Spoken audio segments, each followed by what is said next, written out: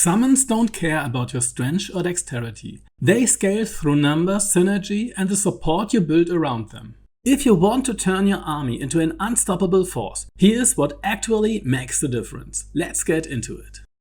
Bless increases the attack rolls of both physical and magical attacks, as well as saving throws, which is already strong. But with the stuff of Arcane Blessing, the bonus becomes even more impactful for spell attacks, making magical summons especially deadly. This is a massive boost for summons that rely on attack rolls, like Cambions or Water Myrmidons. It translates directly into higher accuracy and more consistent damage for each creature affected. In most parties, Bless is often applied passively through the Whispering Promise. This is especially effective when you are surrounded by your own summons and can pair it with group healing. But even as an active concentration spell, Bless holds strong value, particularly when your summons are fighting away from you. Think rooftop Cambions while you and your main party hold the streets. It's cheap, it's accessible, and it's one of the most reliable buffs for summon focused play. If your summons rely on attack rolls, this spell is hard to skip. As a note, the stuff of Arcane Blessing tooltip is misleading. It only enhances attack rolls made by spells, not physical attack rolls over what Bless already does. If your summons don't make magical attacks, skip the stuff. Shield of Faith gives +2 AC, and if you watched the debuff section earlier, you already know what that means. The higher your starting armor, the more effective every point becomes. Frontline summons like the Deva, Earth Myrmidon, Aether or high-level Beastmaster companions already sit in the low 20s for AC. Adding +2 can push many enemies down to a 5% hit chance or close to it, a massive survivability gain. If you are not concentrating on anything more urgent, Shield of Faith is one of the best ways to keep your tanky summons alive longer, especially when holding choke points or when using tactics to redirect aggro. Spells like Hold Person, Sleep and Glyph of Warding Sleep can trigger automatic critical hits for your melee summons. In the case of Sleep, those crits will wake the target, but they are still highly valuable. Sleep spells pair especially well with Flying Ghouls. The condition lets them trigger their Devour attacks, dealing huge damage, healing themselves and landing an Autocrit in the process. Hold Person, on the other hand, can swing an entire fight when used in the middle of a summon swarm. If your DC is high enough, it's one of the strongest offensive buffs you can give to your melee summons. Fear-based spells like Fear itself pair well with melee summons that are already in close combat. When enemies fail their save, they immediately turn and flee, triggering opportunity attacks from your frontline creatures. It's not as reliable as Hold Person in terms of damage setup, but it can hit multiple enemies at once and create chaos in enemy ranks. Just make sure to aim carefully. Fear has a cone-shaped area, and if you catch your summons in it, you will end up disabling your own front line instead. But with smart positioning, it's a great way to punish clustered enemies and add burst pressure to your melee swarm. Fogcloud and Hunger of Hader. These spells blind enemies, granting advantage to all ranged attack rolls against them and effectively shutting down their ability to return fire. They double as area denial tools, creating zones that are difficult for enemies to push through without becoming easy targets. If your summons rely on ranged attacks, such as Cambions, Beastmaster Spiders, Ice Methods, Skeleton Archers or Water Myrmidons, these spells create the perfect conditions for them to attack safely and with high accuracy from the backline. And they stack very well with Bless. Classic ground control spells like Web, Grease, Spike Rose, Plank Rose and Sleet Storm are all excellent for locking enemies in place, especially when you are backing up ranged summons that thrive against immobilized targets. Each spell brings something different. Web and Entangle Restrain, granting advantage on attack rolls. Spike Rose deals strong passive damage. Grease, Plank Rose and Sleet Storm are great for pure movement denial, and Grease and Sleet Storm even enable Devour for ghouls. They work especially well when layered with blinding spells like Fogcloud or Hunger of Hader, creating zones that enemies struggle to cross without being punished. But here's the catch: many summons already generate terrain effects on their own. From Beastmaster, Spiders or Boars to Jinnies, Dryads and Methods, your minion army tends to clutter the battlefield with difficult terrain and hazards by default. So in a full summon build, especially past the early game, you will often find that the battlefield controls itself, and these classic terrain spells become situational rather than essential.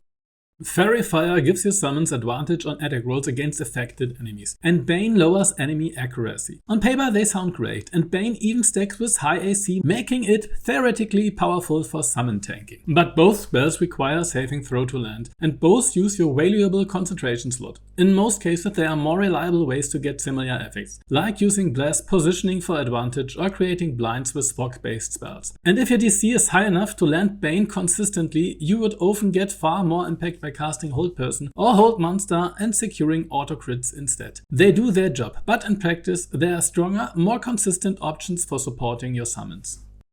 Slow and Confusion fill a rare niche. They are the two highest target AoE control spells that don't break when you deal damage, which make them especially useful alongside area damage summons like Water Myrmidons or Jinnies. They don't fully disable enemies, but instead reduce their threat by stripping away action economy. Slow is ideal for locking down melee enemies, cutting movement, reducing AC and limiting them to either an action or bonus action each turn. It also stacks well with difficult terrain or other control zones. Confusion, on the other hand, hits in a huge radius without friendly fire. It gives affected enemies about a 50-50 chance to lose their turn each round. Great when you are facing large enemy clusters. For a deeper breakdown, check my control spells spotlight. These spells do one key thing. They stop your summons from taking too much damage. They are not always the best pick in small fights, but if you are against a massive enemy group or need to stop a swarm from closing in, Slow and Confusion can completely turn the tide while you and your summons unload area damage without breaking these effects. Darkness can protect your summons from enemy ranged attacks. It's especially useful when you are facing multiple ranged enemies trying to focus fire your creatures. The spell creates impenetrable cover your summons can retreat into at the end of their turn, then re-emerge from on their next. It's a powerful but situational tool. Only summoned constructs and the Raven are immune to the blindness effect, so in most cases it's best used as a barrier, shielding your summons from spells and arrows fired by distant enemies. Mage Armor is a simple but effective way to boost your summon's survivability, especially those with low base AC. It works on any creature that doesn't count as wearing armor and whose base AC is lower than 13. That includes elementals, cambions, dryads, methods, skeletons, zombies and more. In many cases this gives a 2 to 5 points increase, which can make a big difference. Just note that the Warlock invocation for Mage Armor at will itself target only, so it won't help you buff your whole army. If you're running any of the creatures on this list, it's absolutely worth considering. Longstrider is incredibly useful and easily overlooked. Every summon in your party should be Longstridered. The extra 3 meter of movement dramatically improves positioning, chasing priority targets or staying out of danger. And since it's a ritual spell, you can cast it for free outside of combat with no concentration and no cost. It's a permanent passive buff until your next long rest, and one of the most efficient things you can do to make your entire summon army more effective. Aid and Hero's Feast are must-haves for summon-heavy teams. Both spells scale with the number of affected allies, meaning the more summons you have, the more value you get. Aid boosts both current and maximum HP, while Hero's Feast grants poison resistance, fear immunity, and another maximum HP increase. Both can be cast ahead of time by your camp companions, making them ideal long-duration buffs. One key advantage of Aid is that it can heal undead and constructs, which most healing spells can't. That makes it a rare tool to sustain things like Spiritual Weapon, Flaming Sphere or Guardian of Faith during battle. However, keep in mind that casting Aid in combat will override the existing version, even if it was a higher level pre-cast, so you will need to choose. Do you preserve the max HP from your camp casted Aid, or use a lower level one to save a summon mid-fight? Either way, both spells are invaluable tools for any serious summoner, and every team should have access to at least one of them through a Cleric or camp follower.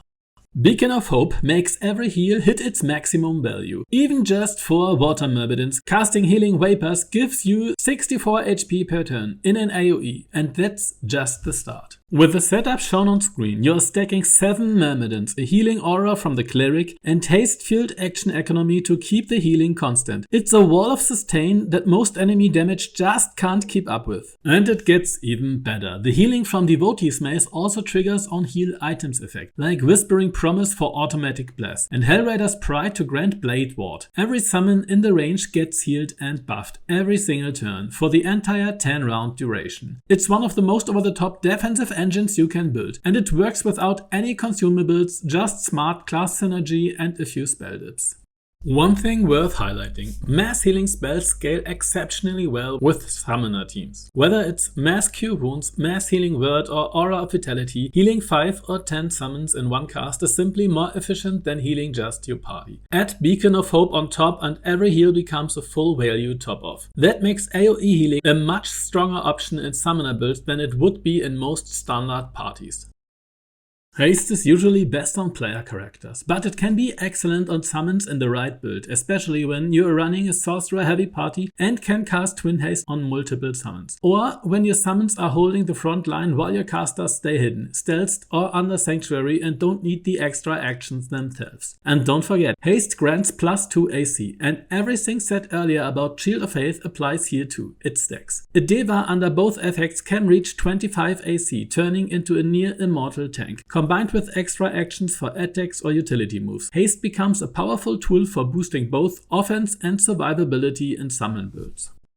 Some summons come with full damage immunities, and that means you can drop harmful AoEs like Wall of Fire or Cloud Kill directly on top of them. Fire elementals can tank through Wall of Fire while holding the line, and poison immune summons have no issue wading through Cloud Kill. One standout example is Grasping Vine. It thrives in poison clouds, pulling enemies back in while they try to escape or reposition. This kind of setup can force enemies to back off, wait out of the effect or switch to ranged attacks. Either way, it creates space for your team to control the flow of battle while your summons stay in the thick of it.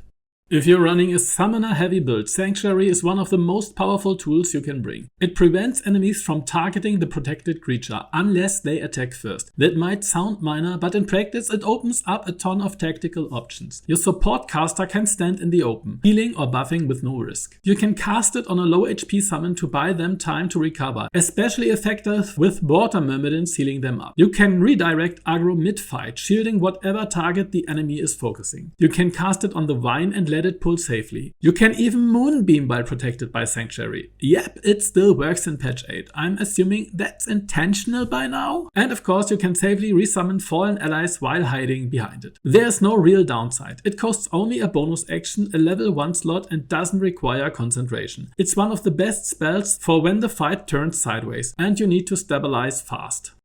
Create Water doesn't deal damage itself, but it doubles the impact of summons that do. It applies wet to enemies in a wide area, making them vulnerable to cold and lightning damage. That makes it perfect for boosting Ice Methods, Water Myrmidons or any summon using those elemental types. No saving throw or setup. Plus it can extinguish fires or cleanse burning zones in a pinch. It's simple but powerful, and in the right comp it's a must cast opener. Crusader's Mantle creates a large aura that adds +1 dice for radiant damage to every weapon attack made by your allies. It's not about burst, it scales with volume, and few playstyles generate more attacks over time than a summon swarm. With multiple skeletons, myrmidons or melee summons swinging each round, this spell can add a steady stream of bonus damage. There are two main limitations. It requires concentration, often competing with other strong options, and it only works with actual weapon attacks. That means both swords, maces and similar tools, not spells, claws or innate monster abilities. Still, if your summon setup leans heavily on weapon-based attackers, Crusader's Mantle becomes a strong addition, if you have the concentration slot for it. And with Mantle of the Holy Warrior, even non-paladins can bring it to the field. That covers the core spell synergies, the buffs, debuffs and control tools that make summoner builds truly shine. But spells are only half the equation. In the next part, we will go over the best items for summoners, from passive buffs and on-heal effects to spellcasting gear and hidden tricks. Until then, thanks for watching and may your summons always roll high. Please like and subscribe for more in-depth gaming and build crafting content.